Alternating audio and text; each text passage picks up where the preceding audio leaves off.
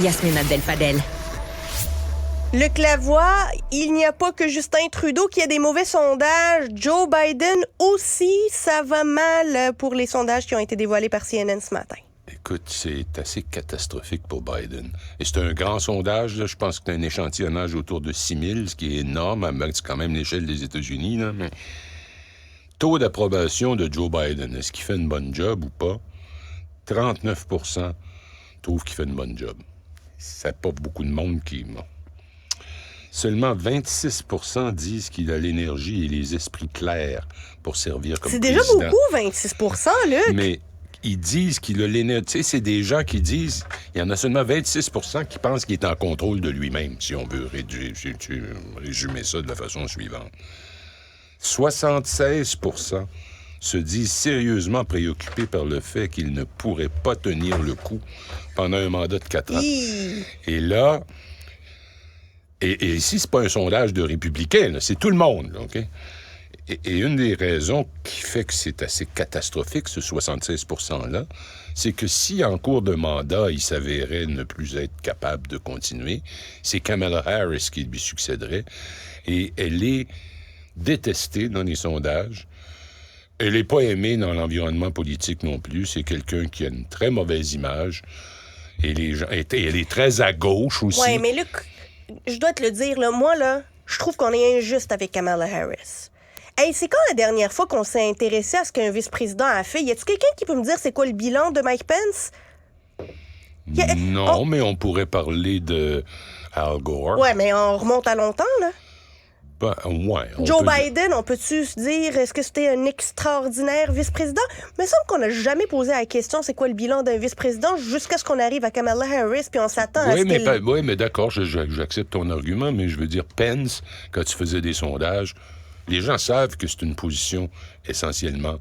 T'es là pour attendre ton tour si l'autre s'en va. Mais il était bien perçu, il était bien reçu. Kamala Harris, écoute, c'est des affaires de... Je sais pas, moi, aller à la frontière mexicaine, puis refuser de s'approcher où sont les réfugiés parce qu'il fait trop chaud. Puis, tu sais, c'est des affaires, là, qui font d'elle là, quelqu'un qui est perçu comme une espèce de snob qui regarde tout de haut et tout. Alors ça, c'est pas... Alors, je reviens à mes chiffres. 58 % sont d'avis que les politiques économiques de Biden ont contribué à détériorer la situation. C'est quand même incroyable. Je veux dire, aux États-Unis, le taux de chômage est à 3,6 %. 3,6 %, là, c'est une pénurie de main-d'œuvre. C'est ça. L'économie est très robuste. Elle est en croissance. Il a lancé les États-Unis dans la course technologique avec la Chine, la nouvelle superpuissance. Ils sont en train de la gagner. Pas de la gagner, mais je veux dire, ils font des progrès très, très sérieux. Et un autre chiffre qui fait mal... Il y a seulement 33 % des Américains qui disent qu'ils sont fiers d'avoir Biden comme président. Tu sais, aux États-Unis, le président, c'était au-dessus de tout, d'habitude. On disait, bon, je suis un démocrate, Ronald Reagan est là, c'est mon président, on va respecter la fonction, on va respecter l'individu, puis... Maintenant, c'est plus ça, là. Écoute, il y a 67 % des démocrates avoués, là, qui sont d'avis qu'il faut trouver un autre candidat. L'élection est dans 14 mois. Et là, tu demandes à ces gens-là, as-tu des noms à suggérer? Vois-tu quelqu'un? Personne. Il y a à peu près personne. Ils vont lancer des... Mais il y a pas... Personne sait quoi. Ils disent, moi, je suis démocrate, je veux pas voir Trump, là, c'est un monstre. Et puis en même temps, je sais pas qui j'ai dans mon parti qui pourrait faire l'affaire. Oui, mais il y a personne qui va vouloir lever la main... tant que Joe Biden est là. On parle d'un sondage auprès des gens. Voyez-vous, est-ce que vous voyez quelqu'un dans la Chambre des représentants, dans le Sénat, dans les gouvernements locaux, en voyez-vous des démocrates? Personne. Et là, évidemment, on vient d'apprendre que c'est fou, la politique américaine à ce moment-ci. C'est tout le monde court après tout le monde pour mettre l'autre en prison. Et là, Hunter Biden, le fils de Joe...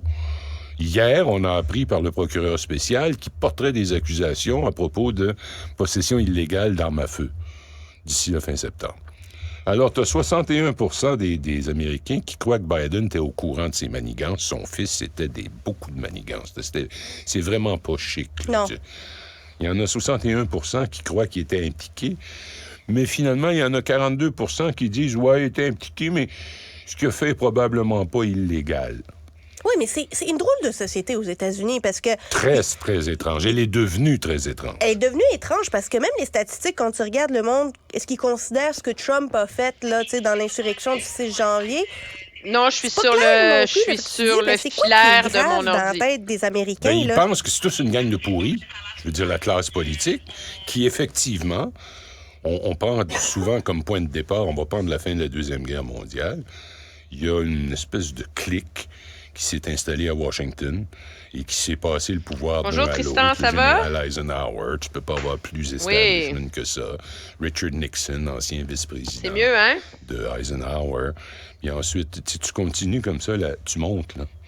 C'est toute une clique, sauf Jimmy Carter, qui a été un désastre comme président. Les gens le détestaient. Et depuis ce temps-là, il y a cette perception qu'il y a une petite gang qui contrôle le show. Et puis on s'en balance, puis on aime Trump, sais-tu pourquoi? Parce qu'il fait des doigts d'honneur à la gang.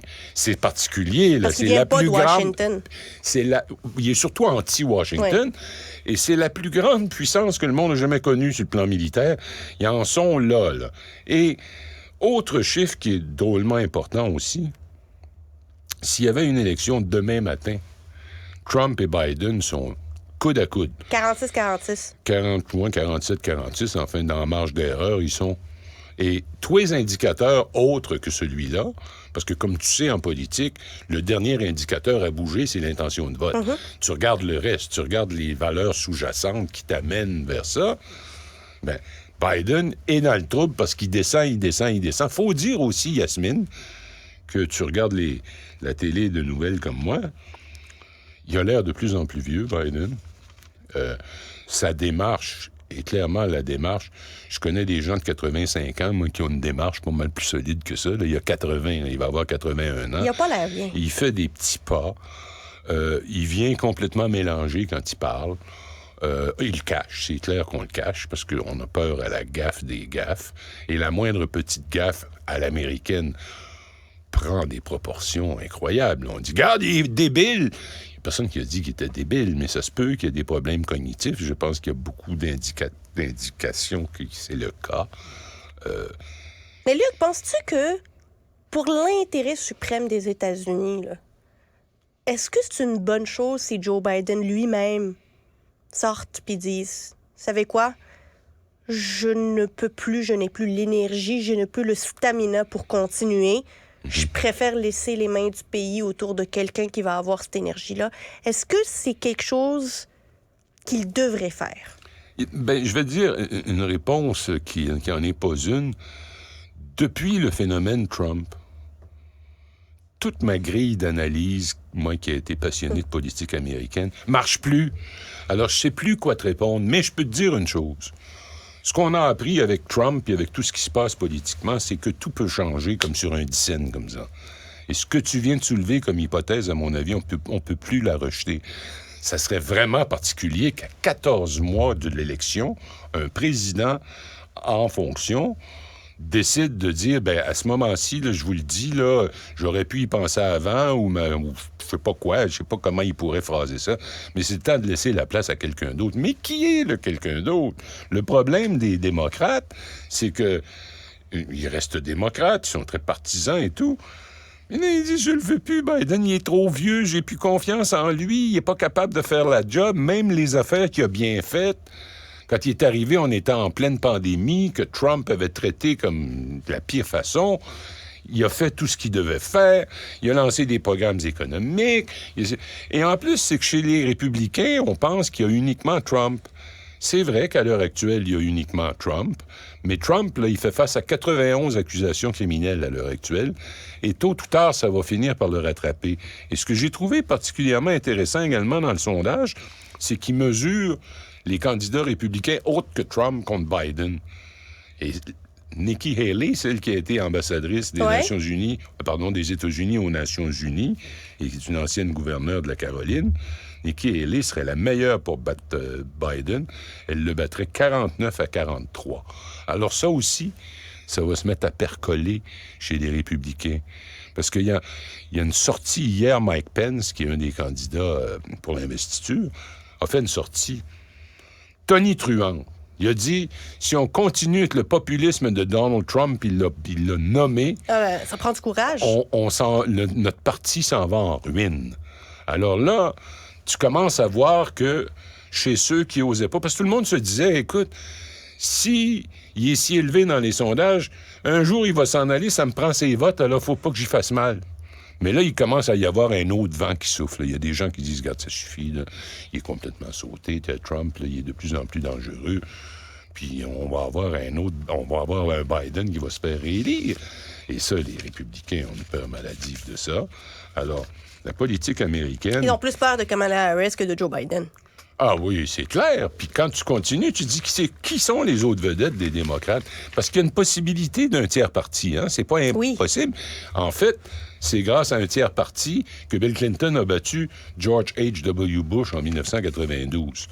Et là, il y a un gars qui s'appelle Joe Manchin, qui est un représentant démocrate, et qui, lui, disons, un libre penseur, et il paraît qu'il est en train de s'activer des gens autour de lui pour dire, regarde, Joe Manchin va y aller, et puis Joe Biden va finir par s'effondrer, puis ça va être Manchin.